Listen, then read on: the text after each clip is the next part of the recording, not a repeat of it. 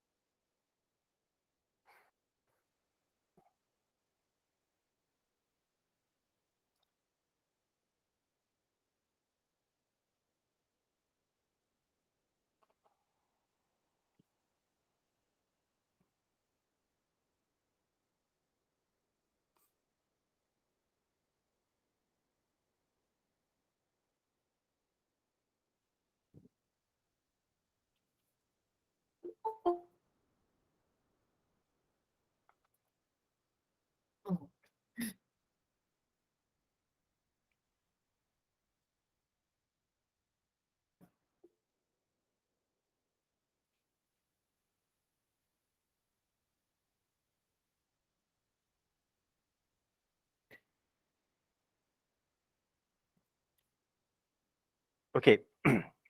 So at the end of this session, sorry. Okay, at the end of this session, that at least we are aware that I will share to you guys the 3 tips to avoid becoming an online scam on media socials. Yeah. Okay, guys. Before we proceed, I just want to share to you guys a statistic.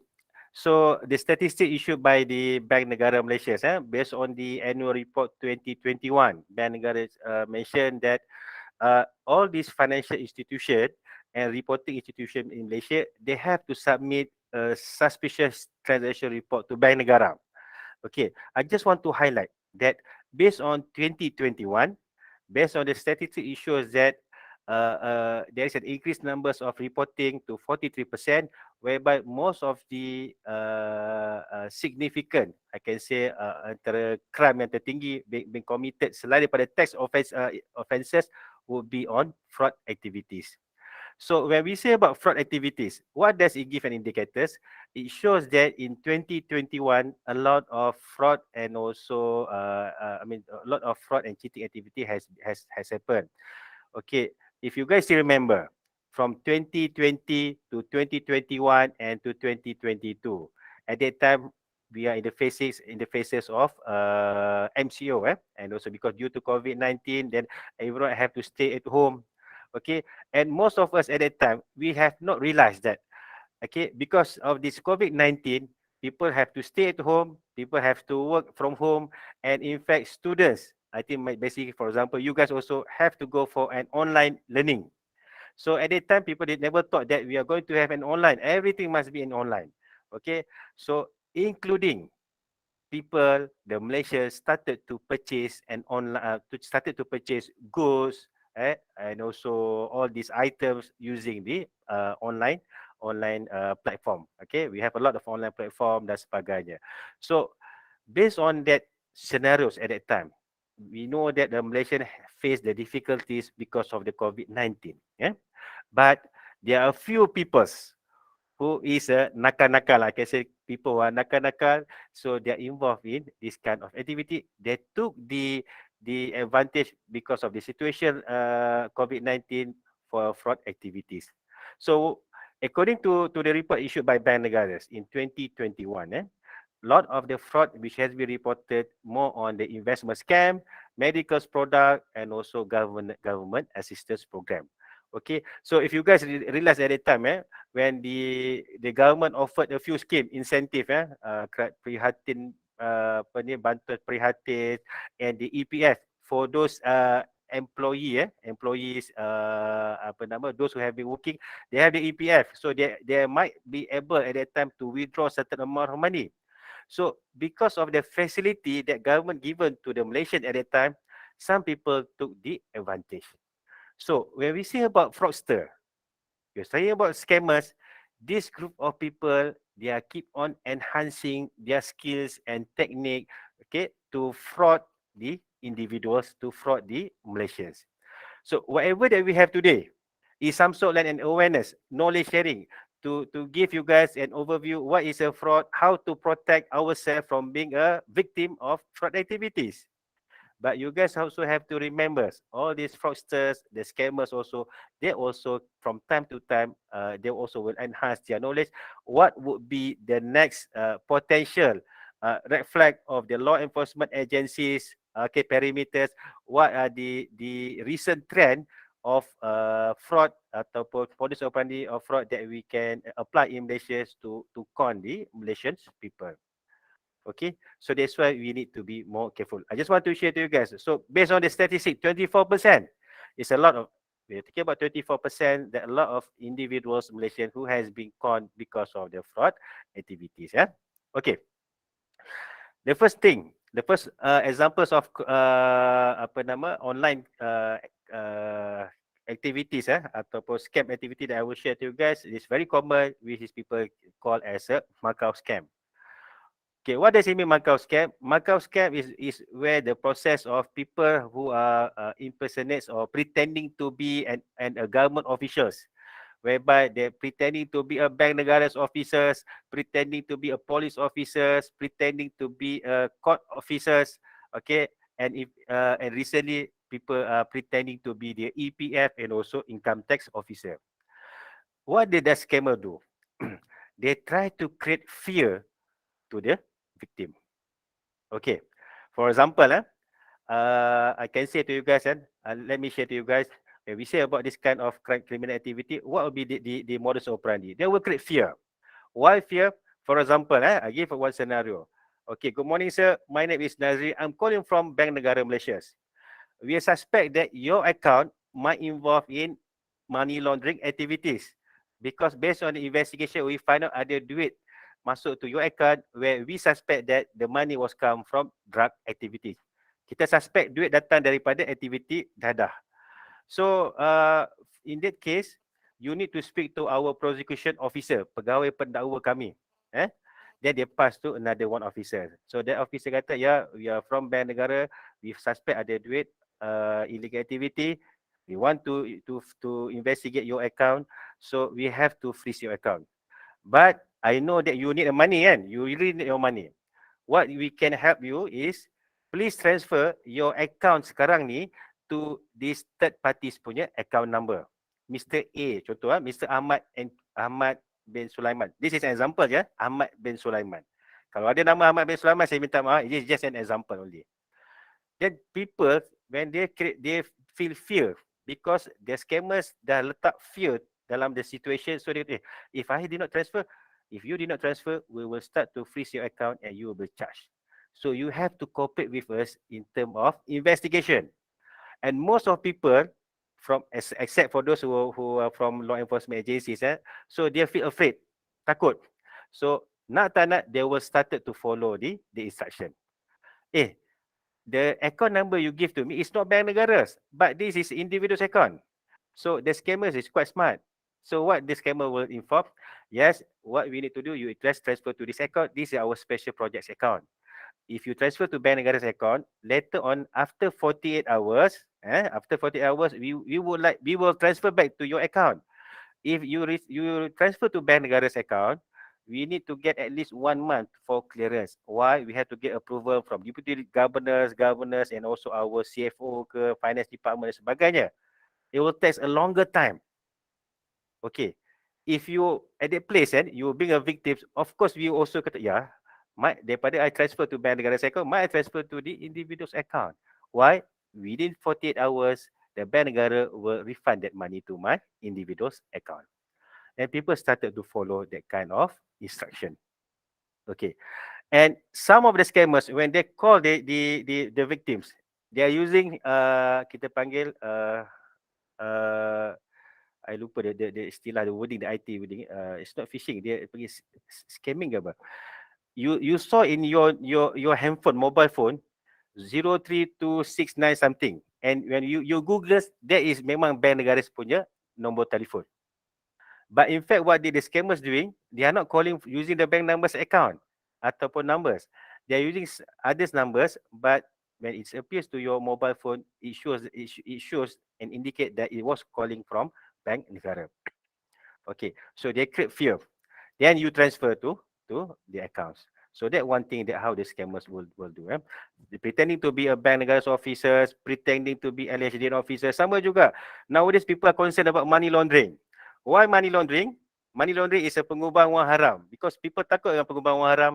Because under Money Laundering Act, under Anti-Money Laundering Act, there is a specific provision where it allows the law enforcement agencies to freeze the individual's account, company's account, and also the family members.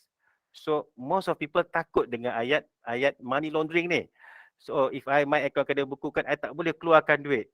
So that's the reason why most of the scammers pretending to be law enforcement agencies, and they bagi tahu that your account will be frozen because we investigate under AMLA. That will be number one. People pretending to be a Macau scam. Regardless, because if you notice that previously most of the people the scammer would pretending to be LHDN officers, to be an EPF officers. Why? Because at that time, during this MCO, a lot of government fund were being channeled through EPF and also from income tax. The scammer took the opportunity. Ruang dan peluang. Selagi mana ada ruang dan peluang, the scammer will step in. So that is something that we have to be careful. A very basic rule that we have to know that all law enforcement agencies in Malaysia, regardless whether it's bank negara, police, SPRM and so on, they will not call customers, or text via WhatsApp or call customers via mobile phone. They will call you using the office number. And if they want to freeze your account, they will not just simply call. I would like to give a notification to you that we are going to freeze your account. Tak ada. Okay. Basically, the law enforcement agency will ask the individuals to come to their office and bagi tahu, these are the freezing order for you to we would like to inform you, this is a freezing order, we are going to freeze your account. Full stop. So guys, make sure whenever someone call you pretending to be a law enforcement agencies saying that your account will be frozen and so on, that will be considered a scammers. That one thing we have to be careful. But somehow there are few people, when they are pretending to be a court officer, because this has happened to my friends. So they call my friend, they kata, bang, based on our observation, based on our statistic report, it shows that you have an outstanding credit card, 10,000 ringgit Malaysia. You have to make full payment. If you did not make full payment, we're going to come to your house and we're going to seize whatever asset that dekat rumah tu. Kita akan sita you punya barang-barang kat rumah tu senilai dengan 10,000 ringgit Malaysia. And then my friend feel curious. Dia kata, I don't have a credit card. So how come that I ada hutang 10,000? No, I think you kena check balik because based on our database kita dah ada. So please make sure you arrange your payment before 3 p.m. Okay, 3 p.m. by today. If no payment received by 3 p.m., we will come to your house together with the court officer and police and we will start to seize your property. And what the scammer try to create fear, then the scammer inform to the victims. Tapi just to let you know, bang, if we come to your house, nanti your neighbor semua akan keluar rumah. Semua kata, apa cerita, kenapa polis datang? So you jangan malu. So you have to be careful. Somehow the scammer able to play the sentiments, emotions, and also try to create fear. So at least we able to be conned by the scammers. Okay, and that will be one thing that we have to be careful. We're talking about the Macau Scam. So Macau Scam, a lot of people are pretending to be the law enforcement agencies, and somehow, as I mentioned to you guys, they also try to be pretending to be someone. The method of the Markup Scam also, people started now using the mobile phone via WhatsApp and also Telegram. Hi, my name is so and so. I'm your friends. Bang, can you transfer 3,000 ringgit tak? Petang nanti I transfer back to your account. And you know at that time, your friend is using other numbers. So this is a new number. You have never saved this number. So please make sure that you validate the numbers before you started to transfer any amount of money. Okay, so please be careful. Okay, that will be one thing Markup Scam I will share to you guys. Okay, number 2. This is very most significant to the students. To you guys. We are talking about mule account. Okay. Or in Bahasa we call it as a account keldai. Before that, who are the victims of mule account?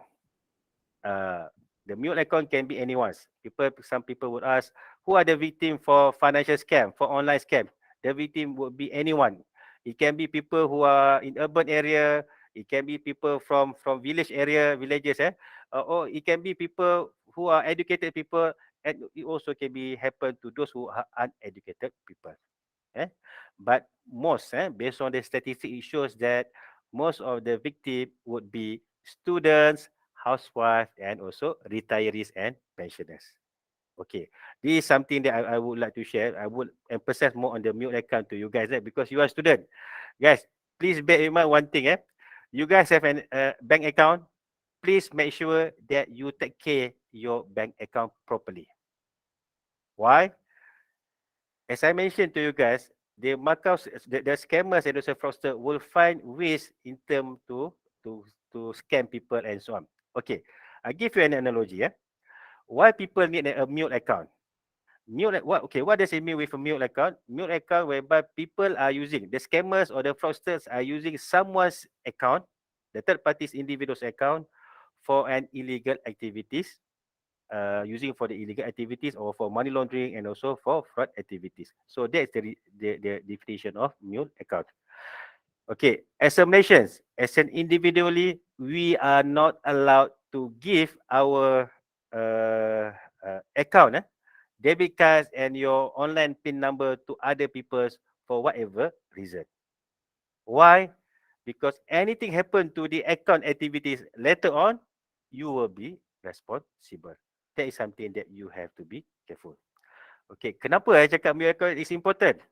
Okay, when I say about fraudster scammers, they also smart people. Why? Let's say lah contoh katalah I con the people I tipu, I'm doing fraud activity okay, I tipu online apa online purchasing online. I'm selling an item goods dekat online. Then people started to purchase the barang. They have transferred to my account, but I did not deliver the item. So basically, I involved in fraud activity whereby I'm offering a goods ataupun a product where it does not exist, but I dapat the money. So people will start to lodge police report. Bagi tahu polis, I have made payment to purchase this item from Nazri, but Nazri did not deliver. So they can show the transfer activities, banking activities, bank statement. Then the police will started to investigate me and charge me dekat court. Why?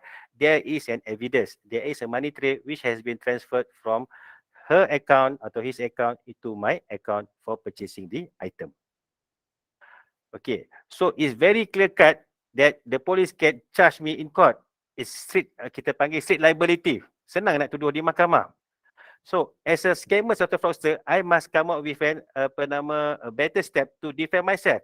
So, that is the reason why people who involved in Markov Scam and fraudster, they will use the mule account. Contoh this has been reported in newspaper. You can read newspaper a few years back. There was one student, a university student who has been charged in court dekat Melaka. Why? Allowing his account for abatement purpose, because allowing his account to be used for illegal activities account. Okay, so he selling his identities. So he's selling his debit card and also his account to someone else. So there is a scammer jumpa dia kata, can you give me your account numbers, your debit card and your online banking punya numbers. In return, I will give you 2,000 ringgit Malaysia. Okay. So regardless, 2,000 ke, 8,000 ke, 400 so I'll give you, but I'll take charge your account. You as student, I think basically you can open any account. So you need money kan? Because you student, you need money. So it's an easy job. You open account with one bank, for example, and give all the details, the debit card, the banking, online passwords and so on. Give us to take full charge. I pay you 2,000 ringgit. As a student, I would feel that, wow, it's easy money what? 2,000 ringgit just to give my debit card and also my account number and also the online banking punya details. Easy money, easy job. But I did not realize the impact, okay, the consequences of my activities by giving the account kepada third party. Okay. So the scammer will take the account number, the debit card and also the online details. Okay, the TAC numbers, everything, the phone numbers. Okay, then he pay me 2,000 ringgit Malaysia. Later on, he will involve in illegal activities. Whatever it is, involved in selling illegal activities ke, doing for money laundering ke, fraudster ke, Macau Scam, love scam dan sebagainya. All the victim was started to transfer the money into my account, where I did not realize the amount which has been transferred into my account. Why? Because everything has given to the scammers. So when this victim feel not satisfied, okay, rasa kena tipu, then they started to lodge police report. There is where the police started and come and chase me. Even though I kata, I'm so sorry, I do not know. I did not involve in this kind of fraud activity. I tak pernah jumpa pun all these individual. I tak pernah jumpa. Okay, I have never met them personally. I tak pernah kenal dia. But I admitted that I have given my banking account and details to a scammer. Even though you did not commit with the activities of fraud activities, you also will be charged under the penal code because of abetment, bersubahat. Okay. If you read in newspaper, what are the consequences when the people has been charged because allowing the bank account to be used for illegal activities? So in that case, in Malacca, what happened? He been charged in court. Okay, he admitted, plead guilty, and just pay 3,000 ringgit Malaysia and serve sentence imprisonment, 1 day imprisonment only. Okay, but what happened later on when he graduated? He got an offer from one companies as working as an executive, and the companies have issued one letter for him to open account. That is where he started to realize the impact, where he went to the bank and the bank doing some sort of like, I can say some sort of like screening. Check. I'm so sorry, sir. We can open account for you. From bank A, he moved to bank B. From bank B, moved to bank C. From bank C, moved to bank D. What will be the impact? He cannot open account with any financial institution anymore. Why? Because based on this data, his account has been used for illegal activities. Even though he did not commit the activities, but his I can say his negligence because allowing his account to be used by third parties. That is where something we can have. If you notice, recently during this COVID-19 and so on, one of the biggest issue is about mule account. Why? As I mentioned earlier, that all these scammers and also fraudsters, they are quite smart people. They know how to protect themselves. In order to protect themselves from being charged by the law enforcement agencies and so on, that is where they try to protect themselves using the mule account.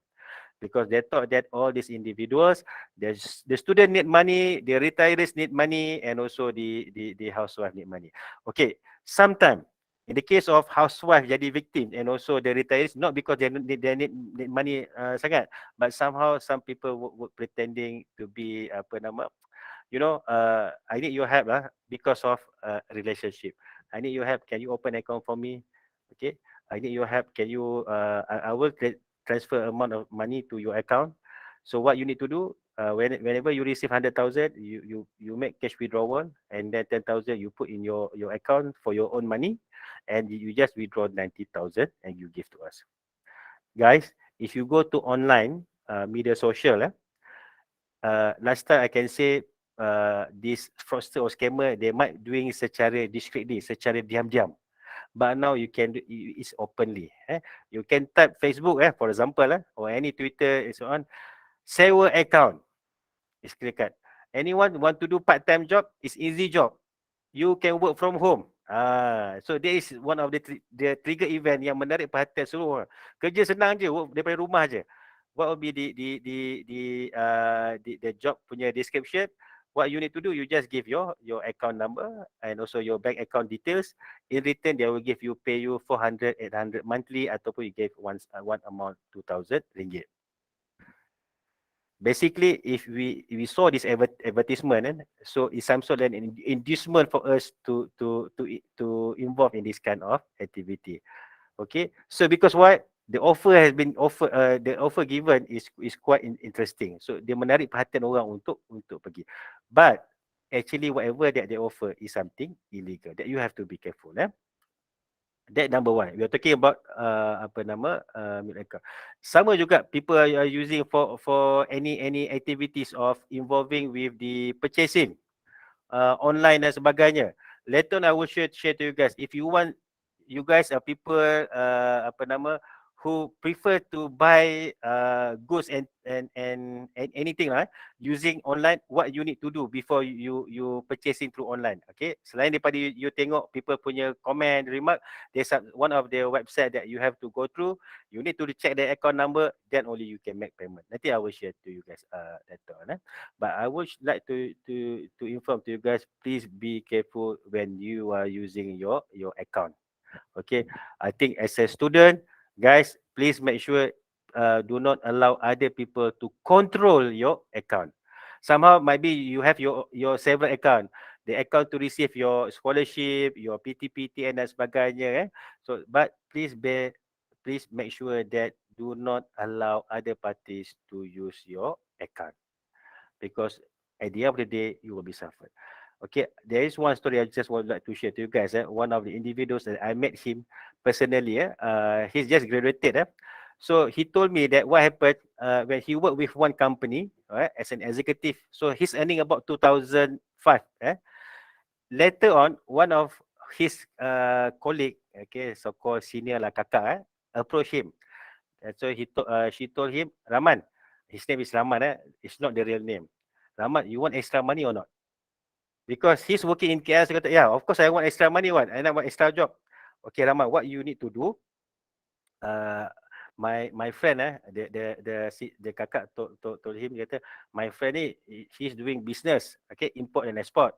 So has a lot. He's using actively involving with the transaction and also financial account, bank account dan sebagainya.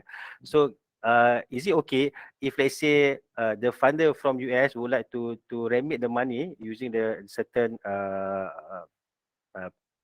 payment platform, transfer from US dollar to your Malaysian account? Is it okay with you? So once you receive the money, I will inform to you when they will transfer the money. Once you receive the money, then what you need to do, you transfer the money to me. I will give you 20%, 10 to 20% commission from the amount that has been transferred. So he told me the first quarter, he will receive the amount, okay, because the transfer in US dollar, so equivalent in ringgit Malaysia, almost about 100,000 ringgit Malaysia. Let's say 100,000. So 100,000 received. So the kakak will inform me, okay, 100,000 man, 10,000 is your commission, 10%, your commission. The 90,000, what you need to do, can you do a structuring transfer to certain account? Every day you need to transfer account, then ada you kena buat cash withdrawal. Why? Because they want to avoid from being detected by the financial institution. So the first quarter he received 10,000. Next quarter the amount that he received lagi tinggi. So 30,000 will be his commission. And the third quarter he received his commission almost about 50,000 ringgit Malaysia. Okay. So what triggered to his mind? One day when he received a call from the bank called him. Dia kata, Rahman, we are calling from ABC Bank. We would like to get confirmation from you. Are you still an employee of this company or you are doing your own business? Then he basically, Rahman already informed, being informed by the kakak. So dia kata, actually I'm still working with the company as an executive, and at the same time I'm doing my own business. Okay, why? Because the kakak already teach him. If the bank call you Rahman, the bank asks you this question, this is your answer. The bank asks this question, this is your answer. Okay, this is where I mentioned the fraudster have study. Dia buat dia punya homework, they know what to respond to the LEAs, to the law enforcement agencies, and they also know how to respond when the bank call to get information. So when the bank officer tanya, Rahman, based on the transaction, you keep on receiving funds from US. What kind of business that you are doing right now? So dia kata, yeah, actually, Puan, I'm involved in business dekat Malaysia. We are selling all this I involved with a startup company. So I got a fund, okay, from my friend who is working dekat United States of America. Okay, you know why? Because having said that, my salary is just about 2005, I could not get any financings from the bank because the bank kat Malaysia not keen to give me because of my financial standing, my credit not so good, so tak bagi. So that's what I get from my funder from US. So what the bank officer inform him, and also he managed to explain very well. The bank officer kata, oh, in that case Rahman, please make sure next time what you need to do, you open company's account and the money transfer to your company's account, not your individual's account. Okay. What triggered to him? He did not realize that whatever he's doing right now is involving mule account. One day, he informed me when he read newspaper and saw in the TV the one of the student I mentioned earlier, where has been charged abatement dekat Melaka tu. Then he started macam questioning. He started to Google. After 3 quarters, he keep on receiving almost dekat 90,000. Then only he started to Google dekat online nama kakak tu, and also the friends yang keep on receiving money. Then only he realized that ada satu okay, I'm sorry I cannot reveal the names of ni. There's one payment platforms punya red flag has been issued that a few people suspect as a fraudsters and using their platform to transfer money.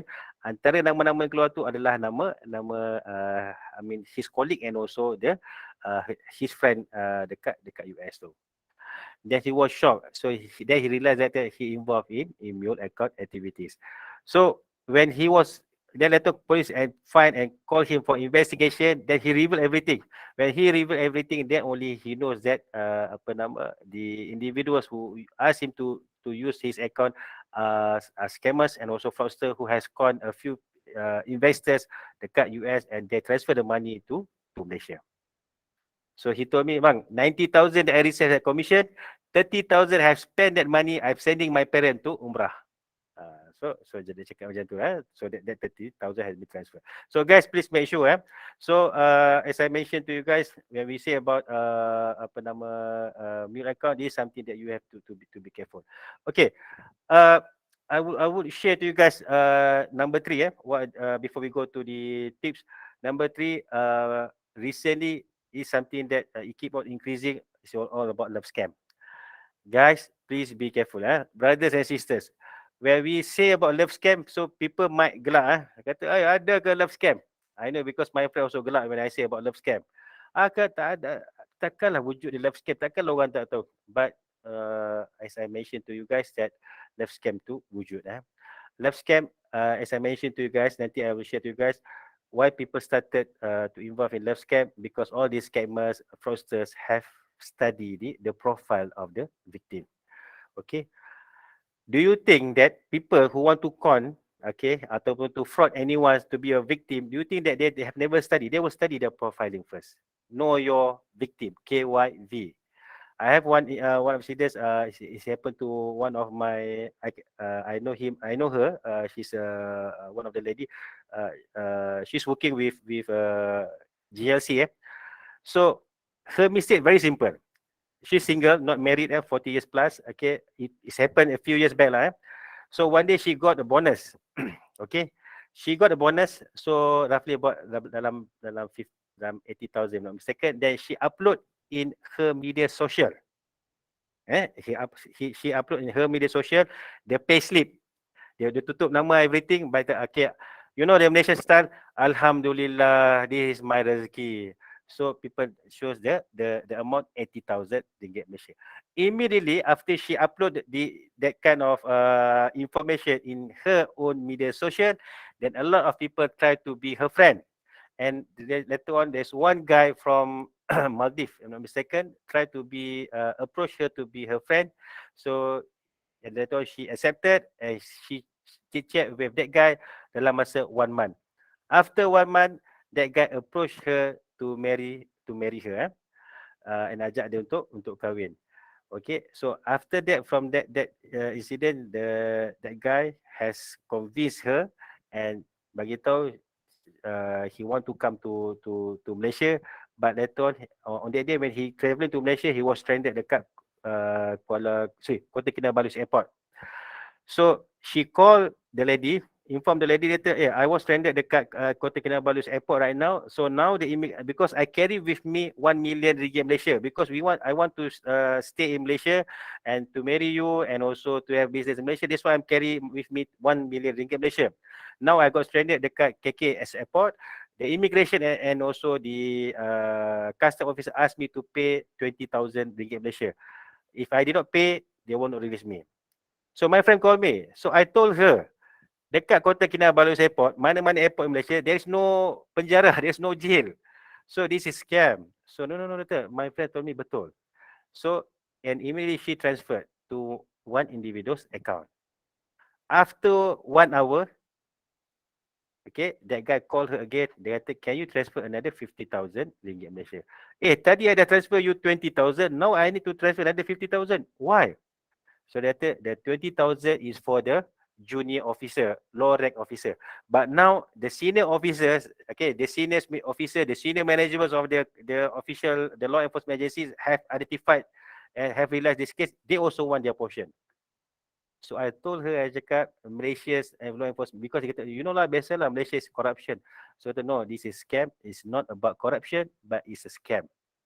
Because there is no jail dekat airport. And she did not believe me, so she started to transfer the money. Okay, so after she transferred the money, within 1 hour, she tried to call back her friend. Okay, the mobile numbers, everything was shut down, including the Facebook. So I asked her, I told her, if you really want to get to know the whole story, why not you go to KK malam tu juga. And she took the last flight, she went to the KK, and sampai dekat KK, Kota Kinabalu Airport, then she realized that whatever information given to her by so-called her boyfriend was fake information. So that's something that I just want to share to you guys. When we're talking about love scam, so it's true.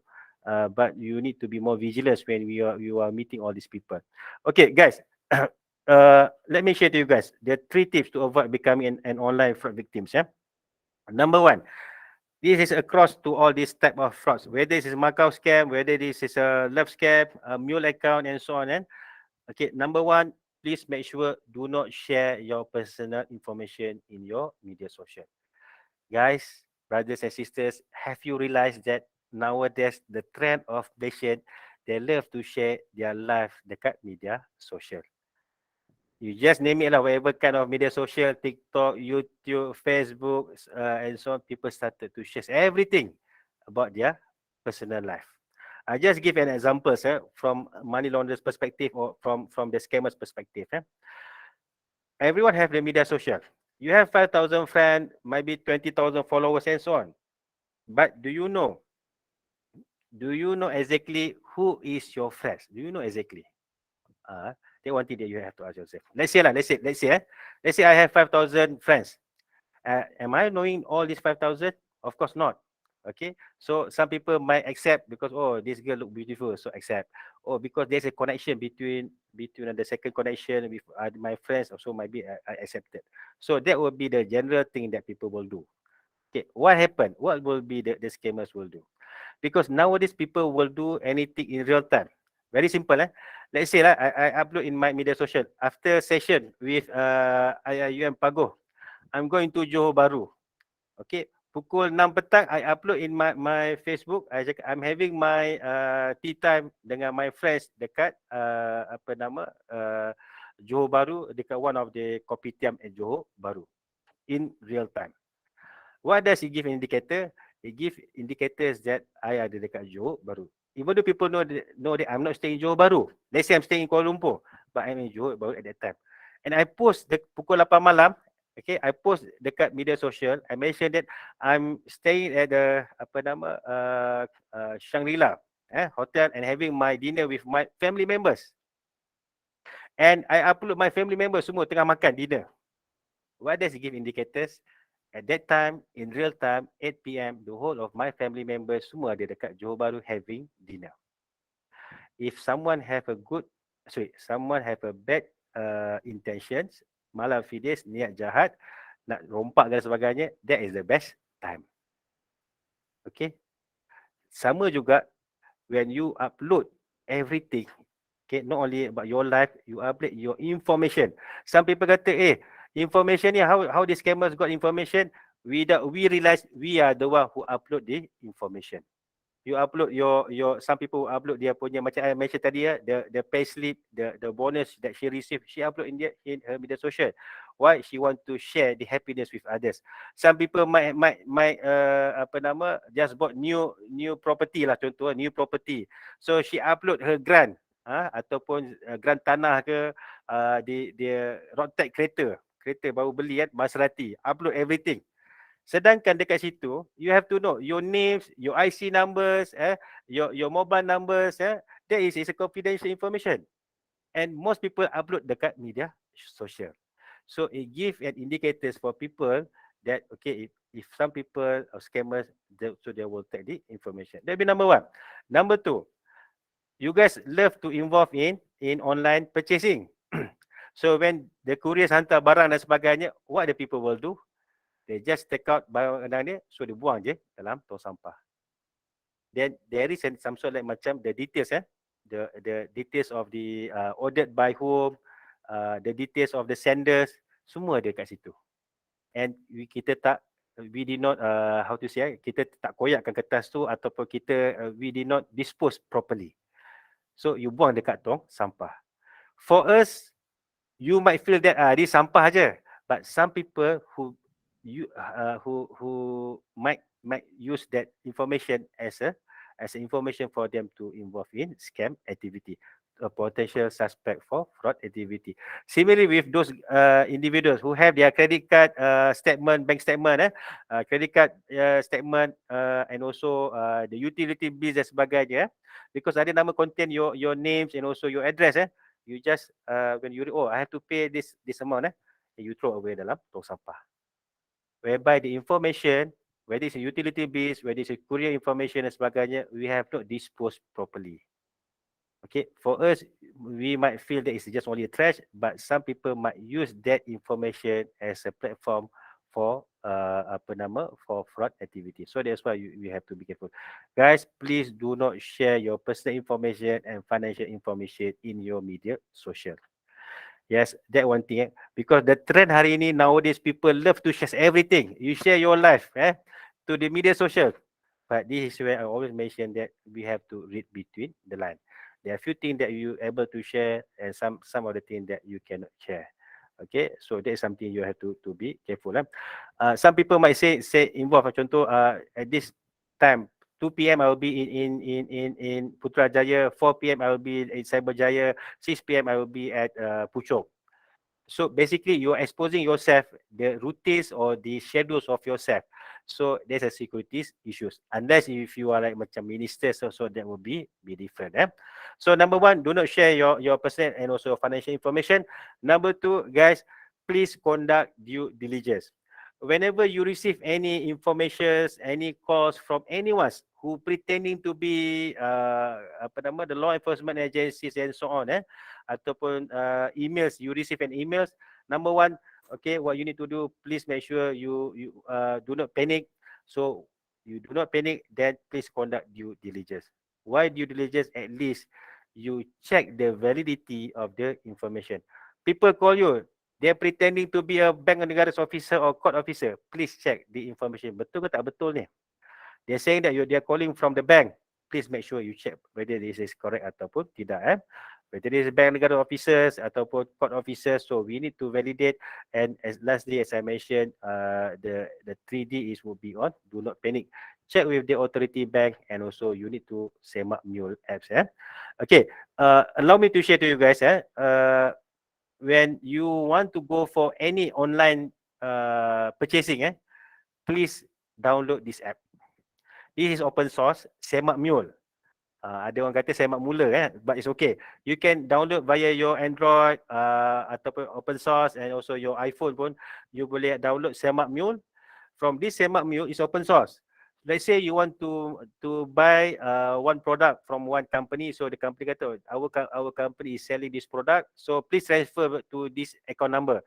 You take the account number, you just key in the account number, then you will find out whether there is a report has been made against the account number. Dia akan tunjuk, Contoh 21 laporan telah dibuat, 5 laporan or 5 reported has been report to the PDRM. Okay, this is one of the indicator preventive measures to give or reflect to you guys to ensure that if you transfer this money to these companies, this might be something wrong lah. So that's why you need to get validate from the company. Why suddenly a lot of people make police report against the account number? So there must something wrong. So it's give us an indicator. So what you need to do if before you transfer to anyone yang you tak kenal, please download Semak Mule ni, check whether is there any reported has been lodged by the individuals because of the account number. So you can use the account number, at the same time you also can use the phone number. That be number one. Okay, selain daripada account number, nowadays there are a lot of application that to verify the phone number. So you can download yang mana yang reliable. So you just key in the phone number, then you can show what are the people yang registered your name. Contoh macam if I download that item, I can see lah people, what are the people's my friends from contact list, apa dia save my name. Nazri A, Nazri B, Nazri Gemuk ke Nazri so I can see, oh ada juga di sini nama aku Nazri Gemuk contoh. So you know lah. So once you receive phone call daripada mana-mana yang you tak kenal, unreliable ni, so once you have the download the apps yang apa nama phone punya ni, you key in the phone number, then you know. Kadang-kadang ada orang save scammer. Then you know that you don't have to layan lah. You know all these people are scammers. So these are some of the apps that can assist you guys in terms of preventing daripada being involved in illegal activities. Okay, and then if let's say katalah you find out that you have been conned, you have been scammed, and you have transferred the money to some individuals, or you have made payment and then only you realize that you kena scam, what you need to do, number one, okay, as I mentioned earlier, you can report the incident to CCID, Commercial Crime Information punya response center, that will based on that number, or you can report to BRM Telelink. And what you need to do, I always mention, you lodge police report, and secondly, please inform your bank immediately.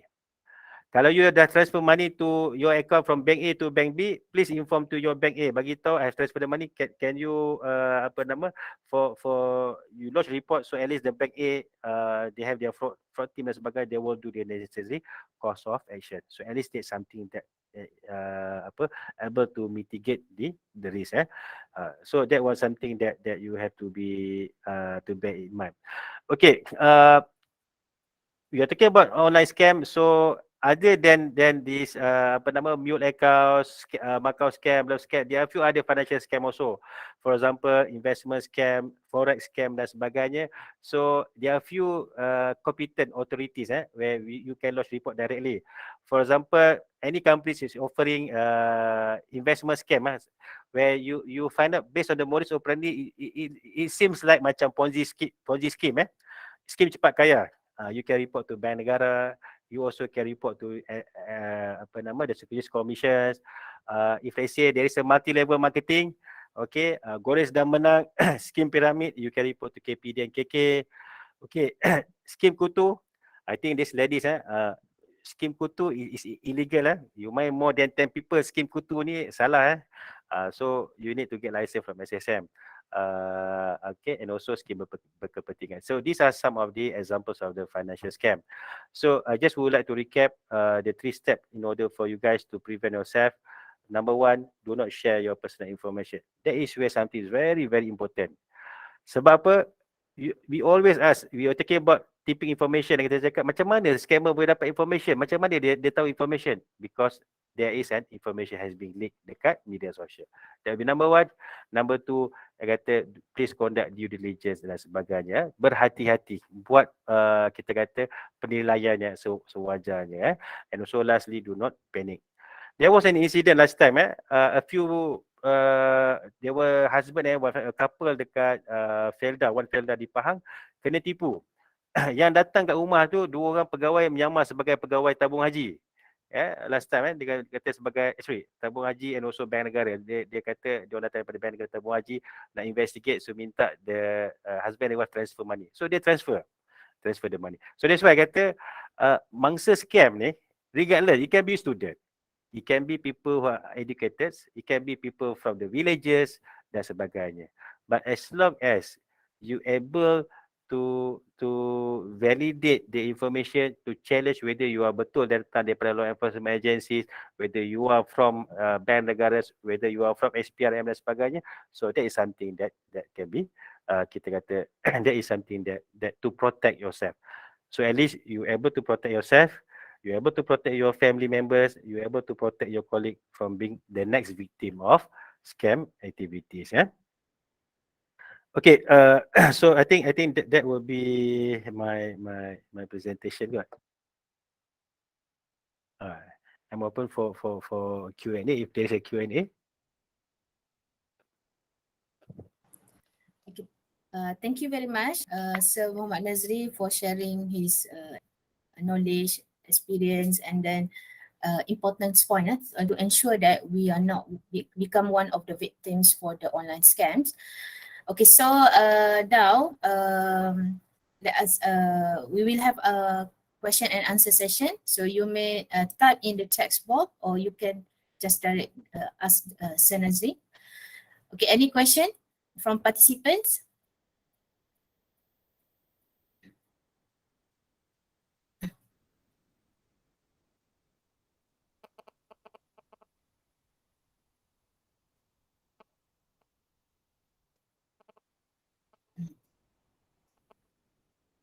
Any question? Or thinking? Okay. You may think first, or you may type the question. Okay, we have one question from Dr. Hana Ambaraskai. Okay, she mentioned great presentation. Who are the authorities that actually deal with this matter? If I may ask Sir Nazri. Okay, yeah, because you may refer to number one would be the police force, the PDRM. So that's why I mentioned earlier, commercial crime department. So basically from the national level, there is a task force between the bank negaras with the police force and so on. So that's why number one, if you feel that you are being victims of this scam activity, number one, please lodge a police report. Okay, before you conduct any transaction, okay, you may you may check with the Semak Mule apps. That one thing yang I feel that it can help you guys from being transferred to scammers. That be number one. And number two, the reason why you have to lodge to the bank is for those people yang involved yang kena scam, especially they have transfer money. Of course, the objective is to recover the money balik, to recover the money back. But we are not sure whether you are able to recover the money back. So that's why at least what you need to do, you have to lodge to the report to the bank. At least the bank can stop the transaction if the money is still within the bank. So one thing I just want to share to you guys, most of these scammers and fraudsters, they need to use the mule account because to protect themselves. So that's why I kata you report the police, okay, and followed with report to the financial institution. So then for fraud activity, if let's say you involved in an investment scam, you also may forward your report to the police. You can report to the PDRM, you can report to Bank Negara, you can report to Securities Commission based on the perimeter that I have shared to you guys earlier. So that is something that you have to know lah, what kind of the method of the scam atau investment scam. If they say it's something to do with illegal deposit taking, similar with Ponzi scheme, then you need to report to Bank Negara. If there's something with related to securities punya investments, trading, fake investment scam, then it will go to Securities Commission. So that's how we find the law enforcement agencies. Okay. Okay, so thank you very much, Sir Nazri. There is one question from student. Okay, Ilmia Husna asks, I have a question. Do we also need to lodge a police report if we kena ransomware attack after we download something from a website? And what will happen if we don't lodge a police report? will there be any consequences? Hmm. Okay, if you were talking, you download. Okay, that will be more concern on the cyber security. For any apps, okay, any apps, you before you download any apps, you need to check kata apa, the genuinity lah, to make sure that the apps tu adalah genuine. I can give example contoh macam ni CIMB Bank sometime the scammers might using simple je. Kalau you tengok A dengan panggil the small capital A yang ada A tunjang tu, that is different tau. So some people, I mean, you are talking about from cyber security perspective, fraudster, they might using fake apps, they download fake apps. Bank negara pun ada dulu last time, ada scammers buat, and then bank negara have informed to the public that there is fake information. Please make sure before you download any software. Okay, for example, the wording A punya small capital tu paling simple yang selalu orang buat fake the small A capital yang normal yang selalu kita tengok tu dengan the A yang macam ada tunjang sikit tu. Okay, so that will be difference. Contoh kalau you tengok CIMB Bank dengan Citibank. So some people yang buat fake tu dia ada A tu berbeza So dia tak kita kata you need to be more vigilant when you are downloading any activities. Okay, in any apps, if let's say you have download all this kita panggil unauthorized punya ni what you need to do, you have to delete. So if let's say it does not impact to you are not lose anything you have never transfer anything dan sebagainya. So and you know that that application is kita panggil fake punya apps, you can report to CMCC, Suruhanjaya Komunikasi Malaysia, SCAMM Suruhanjaya Komunikasi Malaysia, you report to SCAMM. So that number one sebab apa, you have identified, even though you have not lost anything, but you know that there is a potential fake punya website, fake application whereby it may give an bad implication to those who have downloaded the apps. So you can raise a report kepada MCMC. Normally if you report to police, also police will channel to MCMC.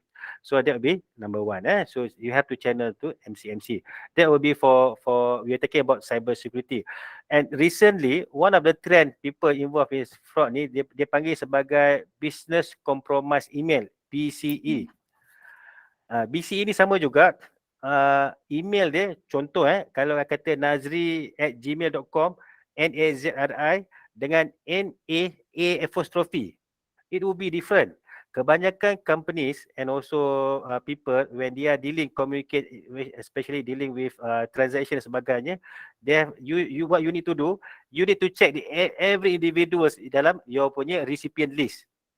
And it make different between nazri@gmail.com dengan NA huruf tunjang tu. It will be different. So some scammers, fraudsters, we're talking from cyber security punya ni, they know how to manipulate. So from there, the NA tu, kita panggil scammer tu, the scammer also will be notified whatever communication between all the parties. Please transfer this to account A, please transfer to this. So there was one incident involving one of my friends last time. Because of their email, okay, they involved in purchasing of land. So because of their email, the scammers able to kita panggil apa, interrupt the process of payment, whereby the scammer pretending to be the CEO of the company, okay, because the CEO ada nama A nama huruf kecil tu, and then ask the company to send the money to overseas. Instead of transfer to companies in Malaysia, they ask them to transfer to company which is located dekat Cyprus. So the lawyer did follow the instruction and follow the transaction. When the customer call the lawyers, kata, have you made the transfer? Yeah, I have made the transfer last 2 days. But our companies dekat Labuan have not received that money. So when they check balik dalam email, rupanya ada BCE, Business Compromise Email. And luckily what happened dalam my friend's punya case tu, they terus call make a police report, and then they ask the companies, okay, because at the time the incident took place on Friday. Malaysia Friday is still working, so they ask the bank in Malaysia to recall the payment. And luckily dekat Cyprus masa tu Friday is holiday cuti. So the companies travel to Cyprus, and then on Monday they went to the companies and asked the bank to recall the payment because of fraud activity. Business compromise email, BCE. Make sure the email is correct before you communicate. So that's something that you have to bear in mind. Okay. Uh, yeah. We have few more questions. Okay. Uh, Uh, okay. okay, we have one student ask, Shamimi Sudin. Okay, have two questions. Okay, one, do mule accounts exist only on voluntary basis? And number two, is there any chances that the mule accounts exist without the victims knowing? Okay, the answer will be yes. Number one, of course, there is a voluntary basis as there is a give and return. Both parties got the benefit. Okay, you give me your account number, I pay you 200 ringgit, 400 ringgit, 2000. So every party got the benefit. There is possibility juga yang mana sometime dia, I can say, is not voluntary lah. Apa nama, is nak kata force is not force. Okay, somehow kita kata dia kata, "Cik, can I borrow your account tak?" Okay, that is considered as voluntary. But there are few incidents also happen whereby you are the one who in charge and control the account. Tapi I bagi tahu dengan you, contoh I bagi tahu Syamimi, I'm expecting to receive fund dekat dalam 50,000 lah. Cuma I punya account tak boleh masuk. Boleh tak I minta my father transfer 50,000 to your account? Okay, and you in good faith dengan niat baik you kata, okay boleh, tak apa, you transfer lah to my account 50,000. So when the money was transferred to your account, then I cakap, Syamimi, can you withdraw tak that 50,000 and give to me ataupun you transfer to my account? Okay, so normally scammer ni dia cuba elakkan daripada online. So bila the money has been transferred to you, okay, so with your knowledge that you allow the money transfer to your account, tapi it was requested by that party. I request dekat you, even though I'm not in charge your account, but you give the consent. So that's why when you want someone ask you to to receive certain amount of money, you should ask, this money is for what purpose? Untuk tujuan apa? Walaupun the family members, you have to check. Some people, I pernah jumpa a few individuals who are working dekat pasar raya, dekat Southern. Banyak orang yang account kena mute account sebab dia kata, I do not know that my account involved in mute account. Sebab apa? Account saya pegang. Cuma ada kawan-kawan kata, boleh tak transfer? I nak transfer tak banyak, RM2,000 dalam your account. Nanti you transfer to me, dapat RM2,000 Malaysia, you withdraw, you ambil RM200. And recently, orang yang banyak kena ni, orang yang terlibat dengan online gambling. This one thing you have to be careful, online gambling. Gambling yang dekat sell online, ada yang betting online semua tu kan. So, duit yang dia dapat daripada online gambling ni, dia perlukan account. Katalah apa ni, this one guy he want that money, so dia kata he asked apa nama, the organizer to transfer the money into Nazir's account, then I will withdraw that 2,000, I bagi dekat dia. In return I dapat RM200 with my consent jugalah, but the account is still under my control. But my friend kata, bang, boleh tak receive RM2,000? That's why if someone request to transfer to your account, please ask for what reason and validate. Sebab apa? Apa jua transaction involved into your account, you will be responsible. Yeah? Thank you very much. Can we have another two more questions? Yeah, sure. Okay. There's one question from Wan Muhammad Afiq, our student. Okay, can people open a fake account, a fake bank account with false information and such? Okay, thank you for that question, Afiq. Basically, the bank have the kita panggil have the responsibility under Anti-Money Laundering Act. There is one specific requirement whereby when the is clearly mentioned that the financial institution are not allowed to open account for a fake kita kata fake account. So meaning to say there's a responsibility of the financial institution of the bank to verify and to identify and to validate the information of the customer. Why? Because to prevent from identity theft. So in order to answer for that, it's not easy to open a fake bank account. But because why? The bank will do thoroughly checking to ensure that you are betul-betul you are the Mr. Nazir, you are the right guy. Because why? To prevent from identity theft. But somehow when the customer has open account, that's why the bank will do the validation. Contoh, let's say katalah I buka account, then I'm saying I'm a student. So of course the bank will ask you, if you're a student, you are a student and bukan you, because you're still a student, can you give the offer letter, your ID, matric dan sebagainya, you have to give ID card to as a validation that you are a student of IIUM. The reason being you want to open account with the bank because for PTPTS or for scholarship. Similarly for people yang nak kerja, you nak kena buka account. So the bank will ask a few questions. So in order that the bank will not allow to, I can say it's quite very minimal. But somehow you're talking about from money laundering perspective, there also ada few bank yang mana they fail to identify the customer's information. So they swear the customer information tu ada fake information. But the case study tu not from Malaysian perspective lah, not in Malaysia, it's happened in overseas. So ada pernah berlaku, but the chances is quite very small. So dia memerlukan pegawai bank kena buat due diligence in order to identify the information of the customers. Okay, thank you very much. Okay, let's have last question for our, from Dr. Hana. Okay, let's assume if the person aware he is being used in this mule account, but the amount is little, he did not report the matter. What is the impact of not reporting the matter to the authority?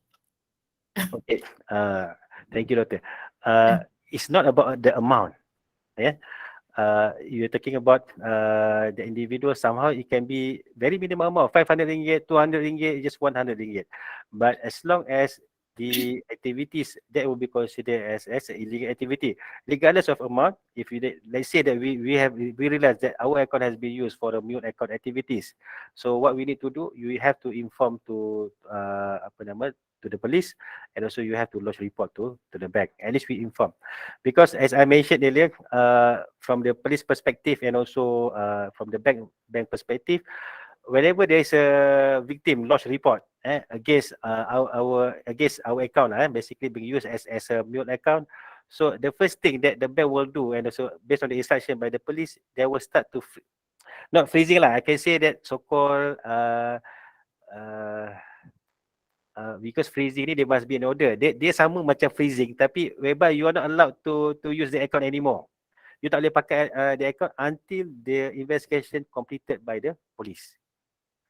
So that's why if you feel that you realize that your account has been used, even though it's very minimum amount, you lodge to inform to the bank and also lodge police report.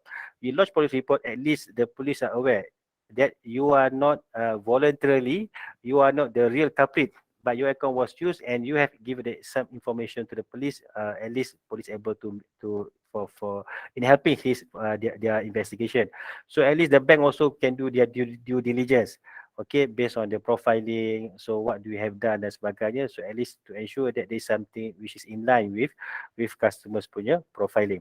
So we have to bear in mind, whenever you guys open account with the financial institution, so the financial institution have your profiling, and based on your profiling, you are working as a contoh, as a businessman, as a student, retirees, pensioners. So the banking activities, your account conduct will be kita kata has to be jive and consistent with your profiling. Okay, but if let's say kata I'm a student, kata I'm a student of UIA, then every day I'm keep on receiving 10,000 ringgit Malaysia via CDF machine, cash deposit machine. After receive 10,000, I will make cash withdrawal 9,000 ringgit Malaysia. So that kind of kita kata banking activities does not jive with my profiling as a student. Katalah saya am a full-time student. Kata, how come you as a student, you keep on receiving 10,000 ringgit Malaysia daily? You are not student actually. So there must be something wrong. So there is something that the bank also have their own perimeters. So regardless of amount, what you need to do, you just inform to the police, so at least to protect yourself. So at least something that you have something to protect yourself, that the account you suspect the account was used for mute account dan sebagainya. So at least something to protect ourselves. So rather than suddenly you nak withdraw the money, then you cannot withdraw the money, then you go to the branch, then the branch officer bagi tahu your account was frozen because of suspect mute account. That one thing, something yang agak suka sikit lah. During 2020, a lot of people that are using their account for mute account, and kita kesian lah. Banyak yang dapat bantuan from bantuan prihatin, EPF withdrawal, and some of them they are not able to withdraw that money. You know, macam EPF keluar 500, ada yang keluar 1000, ada yang keluar dapat bantuan. So they went, sebab apa tak boleh buat, sebab the account was frozen. So dia pergi dengan EPF, kata boleh tak dapatkan cash. EPF, of course EPF kata tak boleh bagi cash, you kena bagi account number sebab kita tak bagi cash. Pergi bantuan prihatin sama juga, government kata tak boleh. Sebab apa nak kena bagi. There was one case, just to share to you guys, there's one lorry driver, he's working as a lorry driver, but because of PKP, MCO, so the lorry tak bergerak, so tak ada kerja. And he was approached by one guy, dia kata, you lorry driver, you tak kerja kan? Tak apa, I bantu you, senang je, I nak tolong you ni bang. You bagi you punya account, I bagi you RM5,000 Malaysia. You can sustain. So at that time, the victim fikir, tak apalah, sekurang-kurangnya aku bagi satu bank account, I have another bank account, kurang-kurang aku ada RM5,000 ni to sustain my family. So that is where the fraudster, the scammer try to take the advantage on the hardship of the victim. Okay, end up je the account was frozen, tak boleh pakai, RM5,000 pun dah habis, so he cannot work. So meaning to say, in order to receive his money, so the majikan, sebab the majikan macam willing to give in cash, bagi bayar secara tu. Tapi dia tak boleh buka account anymore lah, because the account was used for illegal activities. Sorry. So that's something that you need to be careful lah. Okay. Thank you very much, Sir Nazri. I think that's the end for our session. So thanks again for all the participants for joining us today. And may the knowledge sharing by Sir Nazri help us to ensure that we are able to protect our rights and then prevent any wrongly that might happen. Okay, so let us have a photo session. Can we have photo session? Okay. Wait, let me do. Okay. Wait a second.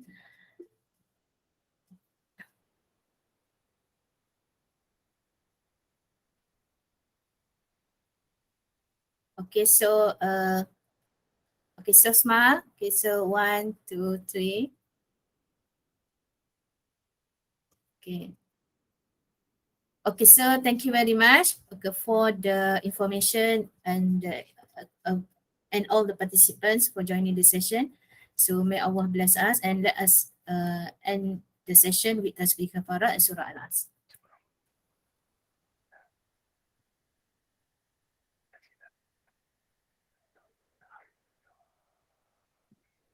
Okay, so thank you very much. Thanks again, Sir Nazri, for sharing. Yeah, thank you very much. Thank you very much. Okay, thank you. Okay, thank you. Assalamualaikum. Salam. Thank you. Thank you.